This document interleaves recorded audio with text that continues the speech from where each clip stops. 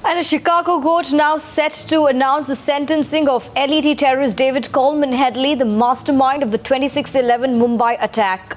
But the US prosecutors are going easy on him, citing Headley's cooperation, which fetched a conviction for his associate, Tahawur Rana. New Delhi, in the meantime, is very disappointed that Headley is not being extradited for a trial on the Indian soil. He masterminded the deadliest attack on Indian soil, murdering close to 166 innocent people. And after a 34-month-long trial in a Chicago court, Lashkar-e-Taiba terrorist David Coleman Headley will finally be awarded the quantum of sentence for his role in the 26/11 Mumbai attacks. Though his role in the attacks was proven to be vital, the US government has chosen to seek a lighter sentence of 30 to 35 years jail term for the terror mastermind as opposed to a life imprisonment, citing his cooperation in the trial and the conviction of his accomplice, Tahawur Hussain Rana. However, India, who has been vying for the extradition of Headley, is not too happy with the fact that the US has refused to deliver him to India for a trial. Well, I understand that they have legal structures that come in the way because it's a matter of plea bargaining. Of course, it's disappointing. This is something that we felt is extremely important. The trial should have taken place in India. But there are several others whose roles in the 26/11 carnage have been proven without doubt. The voices coordinating the operation from Pakistan, heard and identified. But they have yet to be brought to justice. The message by the External Affairs Minister of India is very clear. One, that India is disappointed with the decision of the United States of America not to extradite David Coleman Headley to India. And secondly, that the severest kind of punishment should be given to David Coleman Headley, which means that the 30 to 35 years that is being demanded by US is really not good enough. More than 4 years after the horrific Mumbai attacks, the terrorist who waged a war against India will finally be made to pay for his crimes. But will India build diplomatic pressure on the US to ensure the harshest punishment for David Headley?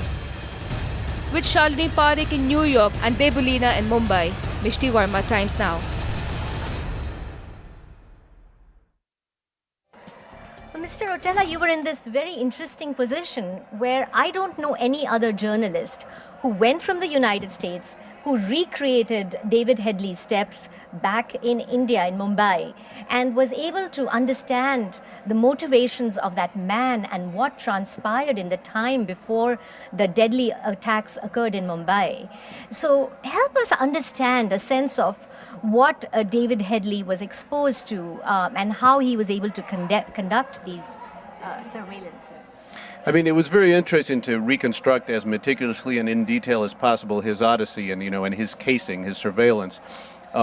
We had interviews, we had his testimony, we had things like credit card charges, so we could really be very specific about following his path in places like the Taj Mahal Hotel. We were the first film crew allowed to shoot in there for a documentary after the attacks, So you went to the Taj Mahal. We stayed at the Taj, and we filmed inside the Taj, and we talked to people involved in the investigation at the Taj. And one of the things that struck me was people at the Taj and in Mumbai in general are welcoming and friendly. Indians are very hospitable. Indeed, and the Taj is remarkably so. And what we learned was that Headley played on that. He is very manipulative, very charming, very skilled, because again, we're talking about someone who's been trained not just by a terrorist group, but by the Pakistani intelligence service, and he took full advantage of that. So he expressed the Taj is a beautiful hotel and a fascinating one architecturally, and he expressed great interest, and he went all over and he got special tours and he filmed, and he knew that place so well that all that information was transmitted to the attackers, so much so that some of the Indian police commanders who were involved in the siege told us that at first they thought that the command post was not in Pakistan, as it turned out to be, but the command post that was guiding the attackers was inside the Taj itself, because they couldn't believe how well these gunmen knew every exit, every kitchen, everywhere. Every time the siege evolved, they knew where to go and how to go. And now that is unbelievable that he knew the Taj so well. And you in fact indicate that the people, the staff at the Taj helped him from the inside out understand the Taj, and they were just bowled over by his niceness, by his warmth. Yeah, I mean, they helped him in the sense that he was a guest and he stayed there quite a bit, and he was friendly and he was curious, and the Taj people are welcoming, and they tell you about the hotel, and so yes, he took full advantage of that, and that was absolutely essential, because don't forget, these young men who did the actual attack had never been to India, let alone Mumbai, let alone to the Taj. They were completely reliant on the quality and the intensity of that surveillance at the Taj, at the train station, at the Chabad house, at the Oberoi, but particularly in a place like the Taj, which the average jihadi operative would probably find difficult to go to and stay at repeatedly and gather information like that without attracting suspicion. And